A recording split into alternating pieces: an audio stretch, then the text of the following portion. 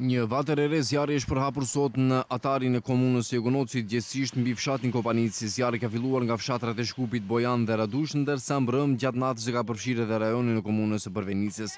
Për momentin është duke u ndjekur një brez prej afro 10 kilometrash pyet ulta malore. Banorët e fshatit Kopanic kërkojnë nga institucionet që sa më shpejt të intervenojnë, sepse zjarri rrezikon të përhapet edhe në fshat. Sipas banorëve, deri në mesditën e sotme nuk kanë intervenuar aeroplanët që duken të jenë shpëtimi vetëm për zonën, duke marrë parasysh lartësinë në cilën ka shpërthyer zjarri. Situata është kështu kur u zgjuam në mëngjes nga ora 4 duke i vetëm pak zjarr. Pastaj, dhe siç e shihni, pas afro 10 orësh ka rënë mbi fshat. Deri në mëngjes mund të hyjë edhe në fshat nëse vazhdon me këtë ritëm, por punë e Zotit është.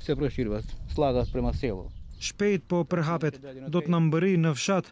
Përndryshe ka ardhur prej Radushës, prej Bojan të Shkupit, nga ajo pjesë u hodh këndej dhe ja, siç e shihni. Zëdhënësi i Qendrës për Menaxhim me Kriza Fitim Lloga në bisedë telefonike është shprehur paralisat se zjarri mëngjesin e sotëm është lokalizuar nga pjesa e Shkupit apo Dorvenit, por era ka përhapur edhe në pjesën e komunës së Egonocit. Lloga tha se do të intervenohet edhe atje me aeroplanët për shuarjen e zjarrit, por deri në mesditë nuk është intervenuar, shkaku se po punohet për shuarjen e zjarrit mbi fshatin Kuçinsko të Shkupit, ku janë të angazhuar mbi 100 persona.